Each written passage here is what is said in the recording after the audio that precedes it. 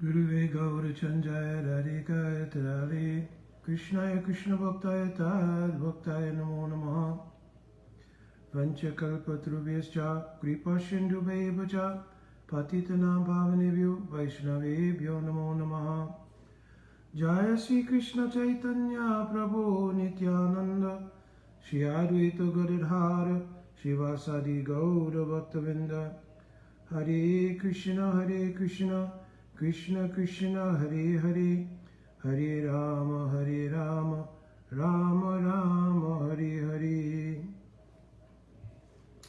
Vandanavat Pranam devotees, Madhavatiti Ekadasi Ki Jai. For those who, it is the Ekadasi Titi today.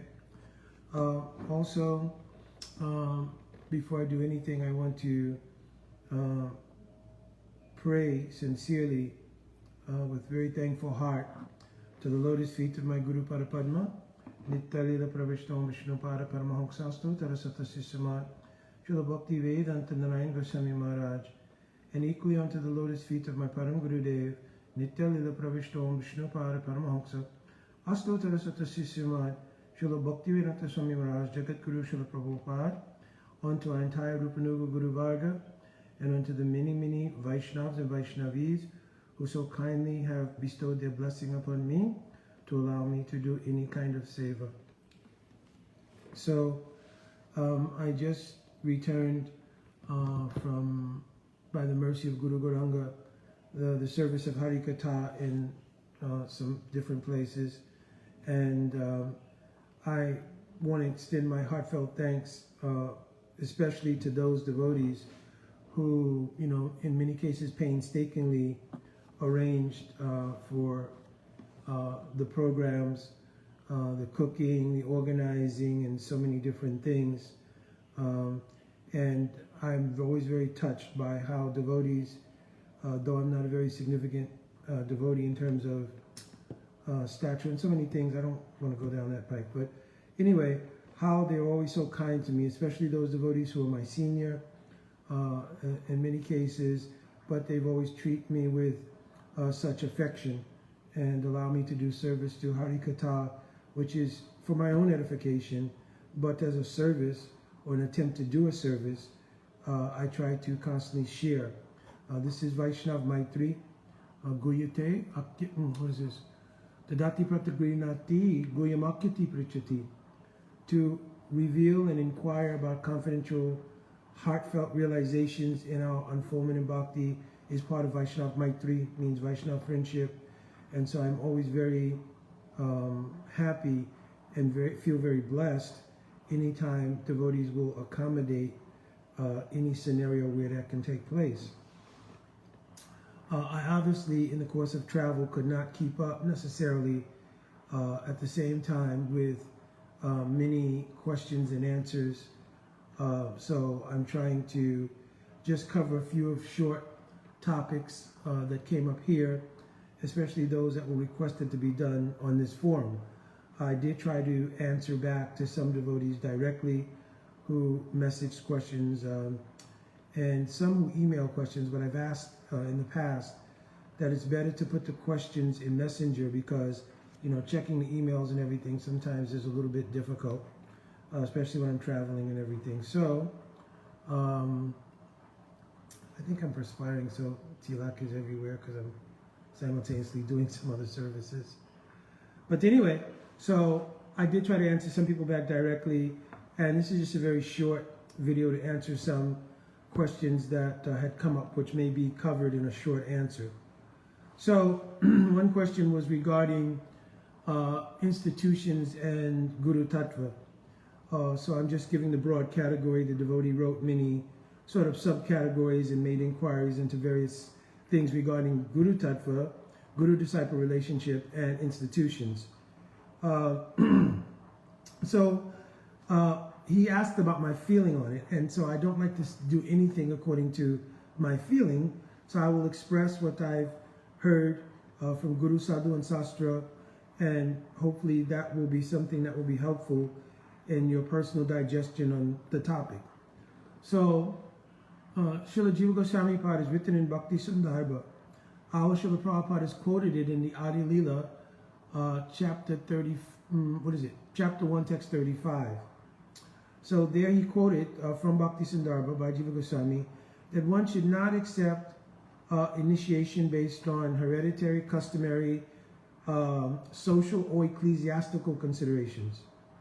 So one should try to accept initiation, our Srila Prabhupada quoted, based on a genuine posture of what is described in Shastra as Guru-disciple relationship. One should do pariksha, means examination of the Guru, preferably for 1 year. If you're hearing the Harikatha of that person for quite some time, and the Guru has a chance to examine your quality and behavior, Hari Bhakti Vilasa said this is the basis for a relationship to evolve, in which the person can then follow Rupa Goswami's instruction to do Guru Padasraya, excuse me, and enter into the shelter of Guru Parampara. So the idea of initiation being based on any other considerations, especially those 4 things that I mentioned, either customs, hereditary considerations, social convention, or even ecclesiastical arrangements, Jiva Goswami has said this is not the way to take initiation. So, Prabhuji, you and your good wife, you have to then take that and, put it make it a template, and then see how much the idea of those persons you're preaching to who want to enter parampara, how much those things are a factor versus how much there's the genuine cultivation of a relationship based on the inspiration of Shraddha. Ado Shraddha, in the very beginning there will be Shraddha. This is in 2 different phases. First, a person has any kind of bhakti unmukhi sukriti, means pious activities related to bhakti from a previous life, and that has somehow or another put them in contact with the influence of a sadhu. Example is that somebody may have heard a Harinam party, got a transcendental book from somebody doing book distribution, had the chance to take prasadam at one of the restaurants, or by having prasadam handed to them on the street or anything. But in some way, form, or fashion, they have some bhakti unmukhi sukritis, which gives rise to mati. Mati means a kind of vivek or discrimination. What else is there besides this material world? And it culminates in the question that Sanatana Goswami Pad asked, Ke ami, ke namai, jari tapatrai. So when this comes, then it leads to a desire to search out the means to answer those questions. At that point, it leads to the lotus feet of a sadhu. Therefore, from Shraddha, it comes to sadhu sangha, in which a person now tries to answer those queries by approaching a sadhu. At the same time, when they approach a sadhu, faith is increased because it is now reposed in the sadhu. And having been reposed in the sadhu, that faith now, its potency to actually change the functions of the chitta. Shraddha anupayani varajam bhakti unmukha chitti vritti vishesh. It has the power then to turn the nature of how our consciousness functions and turns it towards service towards Sriman Mahaprabhu and Shri Radha Krishna Yugal. Right? So that is the influence of a sadhu and the actual association of a sadhu. These 2 things I've explained as Shraddha. So this is the beginning, and when this faith in a sadhu evolves, especially from hearing their Harikatha, Satam Prasangam Mama Virya Samvido Bhavantirit Karana Rasanayakatha. When you hear the Harikatha of a sadhu, then the Mama Virya means the potency of Swarup Shakti, which is present in their samvad, means their Harikatha, and their own practice and behavior accompanying that gives rise to high class of spiritual exchange. It's called prasanga. So in that, then the heart can start to become purified, and the potency of influence of Swarup Shakti can then start to subsidize our sensual activities. Sensual activities here means our engagement in bhakti, not sense gratification. So don't misinterpret this. So it means because the material senses cannot serve Krishna. Atahashi Krishna namadi bhavad grayam indriyai. So grayam indriya means your material senses, they have no access to serving Krishna. Material eyes cannot see Krishna, material hands cannot do any service for Krishna, None of our material senses can do service. So it requires being subsidized by the spiritual energy.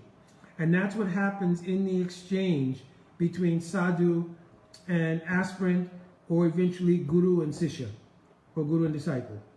That the subsidy in their sensual activities, the nature of their senses serving Krishna, is subsidized by spiritual potency.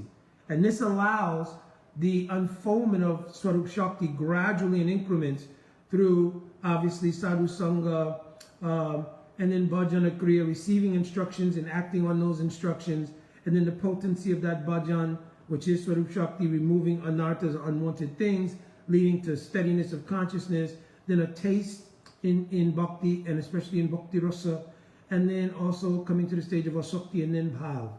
You understand? So bhav is the goal of practicing sadhana. Kriti sajja, bhavet sajja, bhavasa saranavida. Nityasirisa bhavasha prakritam riddhi sajjata. This is the goal of our practice. So, to our original point, if the nature of the relationship between guru and sishya, or sadhu and aspirant, before people take initiation, is not nourished by these sastric factors, but is done under the four things that I mentioned earlier, social, hereditary, customary, or ecclesiastical considerations, then there could be some doubt as to the efficacy of the relationship. So I will ask that you digest those few points regarding Sastra and Sadhu and what our Guru Vargas have spoken on this. And then also, some things are also just practical. You have to see that the persons that you're cultivating, because your question was around persons that you're cultivating and where to send them and so forth. So it also may be that in hearing Harikatha, that they will naturally have gravitation towards wanting to have the association of someone in the mode of a relationship of guidance. So you can foster that, and by your fostering that, then you become a aid in the process of their unfoldment. Of course, if you feel deeply and genuinely that your own adhikar is in that position, then because you're the first influence of faith for them, if you genuinely feel, and it should be genuine, and you should have it confirmed by some senior persons, then you can take that responsibility. If not, then that person whom they're hearing their Harikatha, and they're having resonance with that Harikatha, and their Shraddhas growing from that Harikatha, you can do Vatmar Padaksha Guru, means you can guide them on the path into the association of that person. Understand? Then that person will also have to decide, is this a suitable relationship for the two of us? Some of it may be based on, like I said, mutual examination. Some of it may be based in pragmatics and logistics. Like, it may not be pragmatic to accept a, association or somebody who's doing the service of accepting disciples, not to accept disciples in a place they can never have access, or in a place where, the entirety of their communication is always virtual, because there is some need to have direct association in some cases at some times. So, or to have so many disciples that you don't have the ability to have individual relationships. I mentioned before that there are exceptions to this rule. Those who are sane patibhaktas, like you saw in our Srila Prabhupada, in my Guru Padma, and in many other stalwart devotees, Srila Bhaktisarana Saraswati Thakur, others, where they are in the category called sane pati, means like a general in the army of Chaitanya Mahaprabhu. These are exceptional cases where they can digest having thousands and thousands and thousands and thousands of disciples, and make each disciple among those thousands of disciples feel an individual relationship. So those are some of the other considerations that are there. So hopefully, Prabhuji, this was helpful. And there should also be prudence. So prudence means that we should not be in a rush, but we should also not think that it is insignificant to create relationship between guru and disciple, or sadhu and aspirant. because it's not all about guru and disciple. In the beginning, it's about the sadhu and the aspirant. Sadhu means that person who can offer significant guidance in the goals of bhakti. So for instance, Jiva Goswami Pad is clearly mentioned what is a sadhu. Sadhnoti sadayati cha Krishna prem itti sadhu. Because in general parlance, sadhu is a widely used word, especially in India, right? So sadhus may be mayavadis, yogis, so many different things. So Jiva Goswami specified sadhu in relation to bhakti means who has understood that the ultimate goal of life is Krishna prem. Right? That person is called sadhu in relation to those aspiring for bhakti. Understand? So in the beginning, there will be more of a sadhu-aspirant relationship. Means there's a person who's considered, who has sadhutva. In Sanskrit, sadhutva means they have the qualities of a sadhu, especially in relation to bhakti, as I just described by Jiva Goswami. Then there are people who are aspiring in bhakti. So the first genesis of any kind of relationship is aspirant and a sadhu. And in many cases, Prabhuji, you're actually the sadhu in this case, right? Because if you yourself are practicing and you are giving Harikatha, nourishing people, you're acting like that. Again, if you have any doubt about the nature of doing the service beyond that and you want to guide people, then it is like Vatma Padaksha Guru, but you're being sadhu for that person in that sense, right? Especially if you are very strict to the teachings of our Guru Varga and what is written in Sastra. Because these things are important. Guru, Sadhu, and Sastra are immovable vetting processes in bhakti. You cannot really, there's no such thing as conjectured ideas. Well, I think, right? And many times I travel for doing Harikatha, and I avoid like the plague, even if there's something that I've read or something, but I have not vetted that thing. I'm giving one example. Many, many years ago, I know I heard a lecture of my Gurudev speak about the beauty of the combination of the, what's called Varnavastu. Varnavastu, Prem Varnavastu, means the color of Radhika is golden color. That is the Prem Varnavastu. Varnavastu means the substance of her love is itself the color of her form. In our case, whatever colors and everything and bodies we have are acquired by karma, and they're temporal, and they don't relate to the soul. But in the spiritual world, the body of someone is a composition of the bhav they have itself. So the Prem Varnavastu of Radhika is gold, and the Varnavastu of Shri Krishna is sham, like a rain cloud, this dark blue rain cloud. When you put the two colors together, obviously, in the color spectrum, it creates the color of green. And my Guru Padma told, for this reason, Sri Vrindavan Dham is green color, because it is mirroring the beauty of the praying between Radha and Krishna and reflecting it everywhere in Braj. So it made sense logically and everything, but at the time, this is maybe, I don't know, 7 or 8 years ago, I was traveling for Harikatha. I could not remember date or time or anything. I know I remember hearing it, but I couldn't confirm it clearly. That was it in Braj, was it here, this, that. So I was very shy to speak that thing in any public forum. It sounds very nice, it's very inspirational, but I had some fear to speak it because I had not yet been able to remember clearly where I heard it, right? So, and my point here is that we want to have everything vetted. We don't want to speak anything that's conjecture. My senior sort of god uncle, Nestai Baba Prabhu, he's passed on from this world, but he's always very kind to me, Nestai Baba Prabhu. We were once at the house of one of other devotee friend, and he had just come back from India, from Parikram, being in Vrindavan, and he repeated this, that I just heard Gurudev tell us amazing thing. So from that day on, I felt very comfortable to speak it. But then on top of that, I was studying the commentaries one day, and I ran across the verse, right?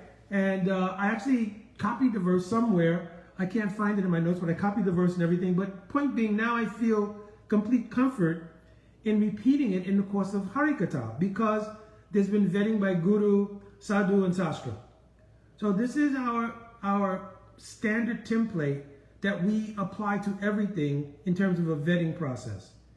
So again, I mentioned in Bhakti Sandarbha, you can, of course, see in Srila Prabhupada's, again, I quoted Adi Leela, chapter 1, I think it's text 35, in the purport. Srila Prabhupada quotes Jiva Goswami's statements in Bhakti Sandarbha regarding those 4 things about taking initiation. All right, Prabhuji, so hopefully that was helpful. If not, you can write back. I'll try to answer. Another question I think that maybe all I have time for is about various considerations regarding ingenuity in preaching versus ingenuity in practice. So I thought that the devotee who wrote that question couched it very, very well, because he mentioned ingenuity in preaching and ingenuity in practice. So actually, Prabhu, what you wrote was really very sound and logical. If you're looking for confirmation, that's what I'm doing for what it's worth. If you have any trust that I can confirm, but what you wrote was correct. That ingenuity, and let me explain what he wrote, that ingenuity in preaching is one thing that's acceptable, and we see that in the model of our Guru Vargas, including Sachinandan Shri Gaura Hari himself doing his Leela. What we don't find so much at all, really, is ingenuity of practice. In other words, the practices of bhakti written and given in Guru Parampara, they are staples of tried and true methodology for advancing in bhakti. And we don't see deviation from those practices. We see varieties of the same principle of practice in different places, but we never see a ingenuity in terms of something new regarding the practice. Give me 1 second, I have to tend to something. I'll return.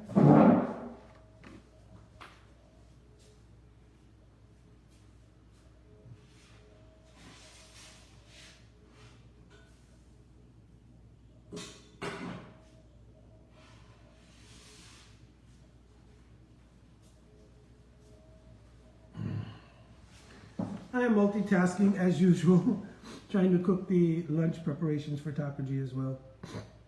So there cannot be ingenuity of practice. And what that means is, according to our Guru Parampara, we've received a certain standard of practice and a certain way to do that practice. That practice is the tried and true method experienced previously by our Guru Paramparas, who have all become successful, those who were doing sadhana, and those who are Nitya Siddha, who've descended to perform the Leela of teaching that methodology, obviously also are revealing it because it is the method by which perfection is obtained. So, Guru Parasraya, etc., following the Angas of Bhakti, 5 main Angas of Bhakti. So, all of these things are tried and true. And there is no real place or real scope for creating something different from that. The idea is that the currency that any jiva has is their faith. That is your currency in bhakti. So you take your faith currency and you're investing it in both someone and something that will develop that faith through the incremental stages to the goal of practice, which is bhav. I've already explained that and quoted the verse. Right? So that methodology is something that's passed down. It's not something that's garnered from there's Avarohan and Arohan Pantha. Means going up or ascending process and the descending process. So everything about the practice of bhakti is in the descending process. It has come down in parampara. Oh, this is how you practice. Oh, this is the methodology used for obtaining the next stage of advancement in this or that. You understand? So there's no scope or room really for ingenuity in that practice. Now, what did I mean by the details of the practice may vary? If you will go in one mat, they will sing maybe 1 bhajan or 2 bhajans different from what's sung in another mat. But the principle of doing bhajan and singing the bhajans of the previous acharyas to stimulate and invoke the mood of what it is we're practicing, that does not change. Similarly, you may find that in one mat, they may have a system of doing Srimad Bhagavatam in the series of charits. Charits means like a whole pastime at a time. Like they will do Dhruva Charit, or Prahlad Narasingha Charit, or Ajamil Upakyan, means the teachings regarding Ajamil. In this way, it's contextually easier to grasp a particular section of Bhagavatam sometimes than it is going verse by verse, because when you go verse by verse, you're looking at 18,000 verses for one, and for two, the connectivity in many cases sometimes can become a little awry, because it's difficult to keep up with, you know, what happened before, what's this leading to, well, the history of this, and so in many cases, sometimes it can become difficult. One thing that has helped in our ISKCON society is that Srila Prabhupada's written purports. So he's kind of given a connectivity guide, verse to verse. But even then, sometimes Srila Prabhupada, in his Bhav Anubhav, which is a purport, the one Sanskrit name for a purport is Bhav Anubhav, which means Srila Prabhupada's mood that follows the dictation of the mood given in the verse. Now, it may be at that time, Srila Prabhupada noticing something in the social fabric that he wanted to make a comment on, he will put that in the purport. That's a Bhav Anubhav. That's a particular mood being expressed by the Guru at that time about a particular topic. Because maybe something was read in the paper, anything, something was seen in the social fabric that Srila Prabhupada felt needed to be commented on as either help for devotees, or as a warning to devotees, or as a prediction about things that will happen, or something like that. So we have to be able to distinguish those things from things Srila Prabhupada is speaking about in complete connectivity. It's called abhyas, literally in Sanskrit. That's the abhyas of Srimad Bhagavatam. Generally, when you analyze any scripture, there are 6 elements. 3 elements are very prominent. Upakrama means what is the opening statement of the book and its intention. Upasanghara means what is the concluding statement of that writing. And abhyas means what is the connective tissue between the opening and the closing. And there's 3 other things like upapati, apuravata, artabhat, etc. But those first 3 things are primary. So we need to be able to do that. We need to be able to find the connective tissue of the beginning to the end of Srimad Bhagavatam. You understand? So sometimes it becomes very, very difficult to do that by doing it verse by verse. So sometimes, you know, some mats may say we'll do one whole charit at a time and focus on that. And in this way, it's more easy to grasp the context. But those minor differences are in the same line of principle as Bhagavat Sravan. In the 5 categories, Nama Sankirtan, Sadhu Sangha, Bhagavat Shravan, Mathuravas, Shri Murtaya, Shraddhaya Sevan. These are the 5 main angas of bhakti, right? So it's in line with hearing Srimad Bhagavatam, Bhagavat Shravan. You understand? So, but it may vary from one mat to another. But the principle of hearing Bhagavatam will not change. So you will not find any of our acharyas give credence to the idea of ingenuity in changing the very base model of practice. Give me 1 second again, please. I beg your forgiveness.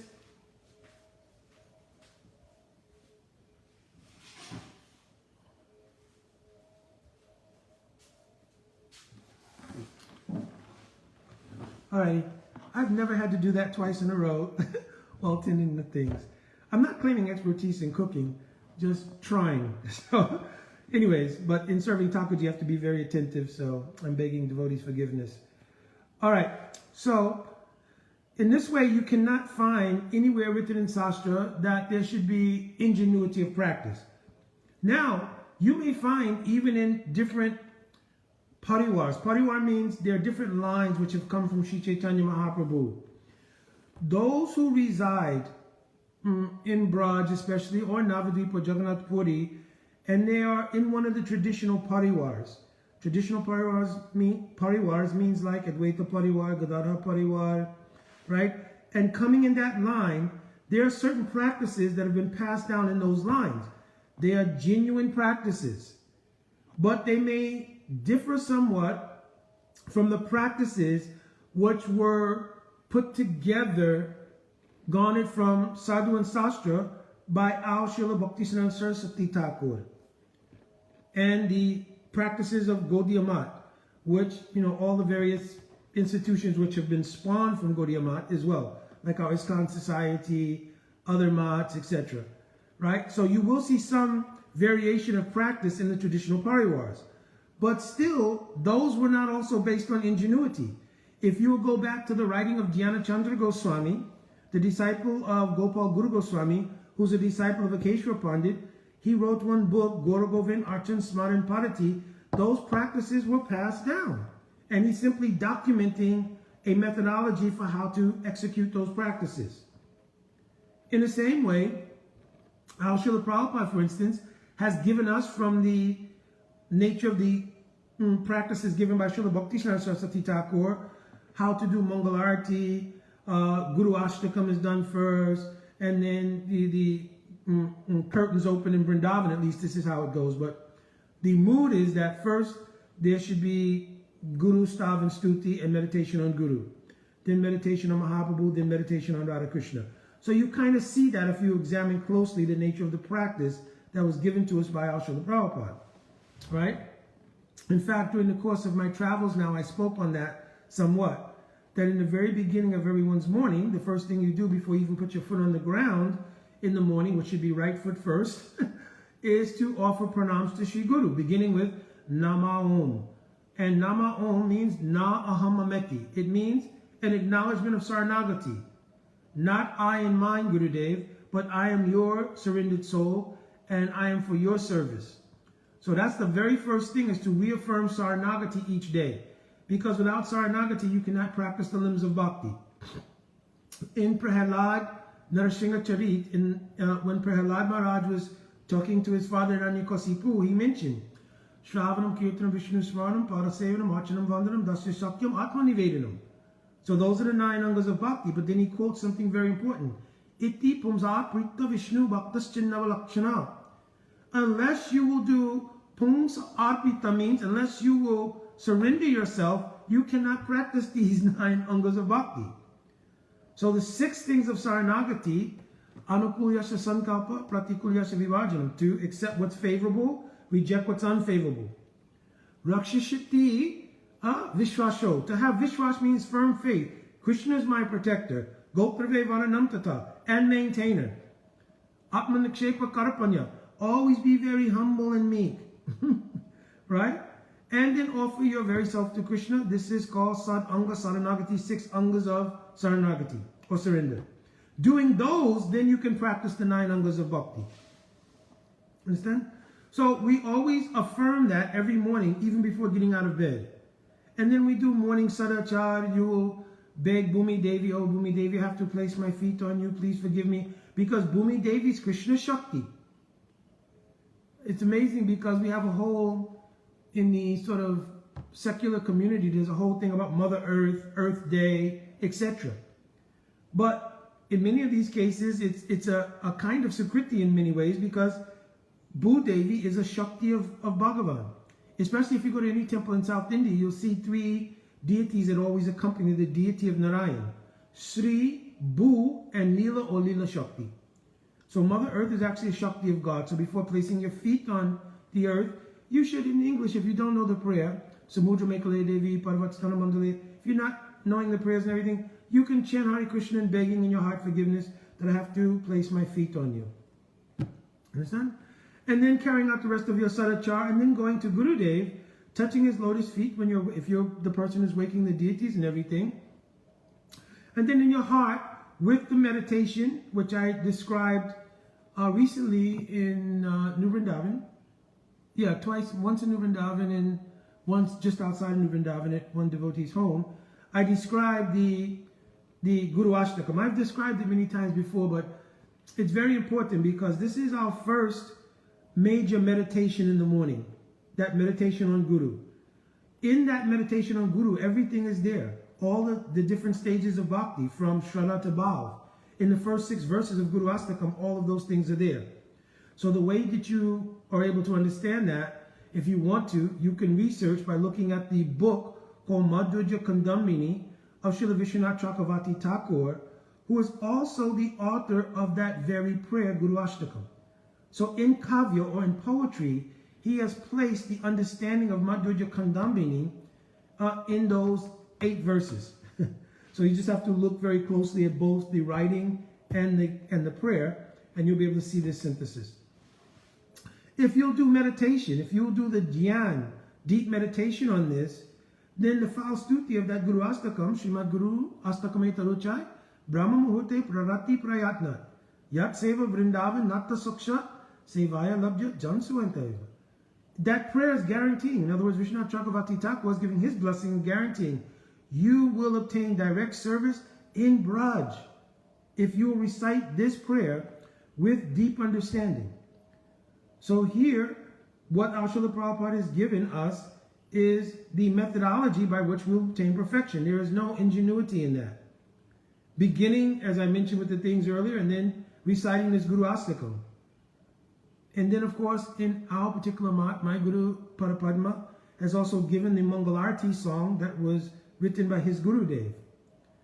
Mangala Shri Guru Gauda Mangala Murati Mangala Shri Radha Krishna Jugala Pareti. So we recite that, and this is a insight into the nature of the mood of the Mangalarti, especially during that time of day. Because the next line says Mangala Nisanta Lila. So during this Nisanta Lila, what mood is there? What pastimes are there? You understand? All of this should be done as dhyan, means of meditation, not just niyamagraha Rupa Goswami warned against, which means ritualistically performing these things. So they should be done with meditation. This is a meditation. You don't have to have a separate kind of meditation. The process itself is a meditation. And then, after that, of course, we beg to Tulsi Devi to reaffirm the blessings to have service in Vrindavan, etc. So in this way, gradually, as maturation comes, devotee begins to realize both through Harikatha, chanting of Harinam, and following the Sadachar and Vaishnava practices given without any additions, ingenuity, speculations, etc., how the process perfectly is suited to give us our perfection. So, in regard to the genesis of your question, yes, there can be ingenuity in preaching. How will we reach out to people to create a bridge for them to come to Krishna consciousness? Many different people who are executing preaching services find various ways to accomplish that. One of the things that, of course, we have to be careful of is until we obtain our own perfection, the tendencies of our own previous sanskars karmically will arise. So if you start doing something like, I want to do service by playing music, well, in one sense, there may be no harm, but, you know, having been a musician myself, right? If you find yourself being caught up or getting attached to the enjoyment of playing music, and then you're trying to kind of dovetail that with bringing people to Krishna consciousness, it is called aropsita bhakti. Means it's something that's not pure practice of bhakti. You're assigning a quality of bhakti to it, right? Because you have that desire. So we'll have to be careful of these kind of things because it slows the progress in bhakti. At the same time, if genuinely that's where you are and you're doing that as a service, then it's dovetailing, it will gradually help. But also it will elongate your process because you're maintaining attachment to enjoyment in that thing in the name of doing bhakti. So you want to be a little bit careful about that, right? But other than that, different devotees, according to their understanding, are able to reach out in different ways. I had the great fortune to serve under His Holiness Bhakti Tirtha Swami.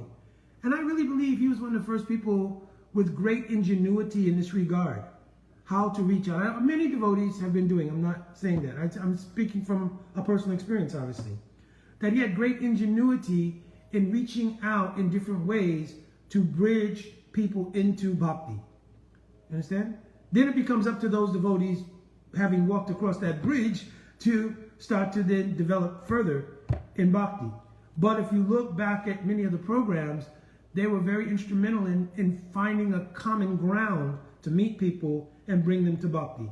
And I've seen many other devotees, who are also now doing similar things. And I feel that they're very wonderful, but again, that warning is there that the mode of goodness, and most of these things are in the mode of goodness, has the qualities of entrapping one in a false sense of knowledge and in tasting happiness in the mode of goodness. So the happiness that we want to experience should be a byproduct of happiness that Krishna is experiencing from our Savior. There should really be no self-interest. Anya abhilasita sunya.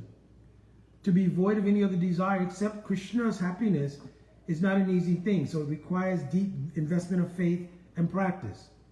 So we want to be careful in our ingenuity for preaching, which is pleasing to Mahaprabhu and our Guru Vargas, that we ourselves don't become trapped in the enjoyment of whatever modality we're using to do that. But we try to move closer to Anya Abhilasita Sunya. Understand? And again, just reiterating, in the terms of the practice, there's not much ingenuity that can be done. Right? And in fact, many cases where ideas about ingenuity came in, things go kind of awry. Right? I know, obviously 40, 50 years ago when devotees were first coming, there was ideas that perhaps devotees could enhance their realizations by some kind of intoxication. So obviously now completely everybody would say, oh, that's ridiculous. But at the time, people thought perhaps this is, something that can be an enhancement to inner moods or something, which is completely ridiculous, never been written anywhere by any of our acharyas or anything. But I'm just giving that example to show that if you try to place ingenuity in the parampara given systems of practice of bhakti, it does not work. All right, my Dandavat Pranam devotees, hopefully this was helpful. I will promise to try to catch up to the other questions. For those who have written questions in emails, I'm going to have to, and forgive me, this is one of my lackings, I'm going to have to search through the emails to find them somehow or another. And I guess other people face this too. It's just you get an overwhelming amount of emails, not just in a spiritual capacity, but from all kinds of, if you buy one thing, you'll get 10 emails from different companies. So it's ridiculous. But it's better to put them in Messenger if you have Facebook, or even you can text me. But you just inbox me for the number, right? So I don't become overwhelmed in that way also.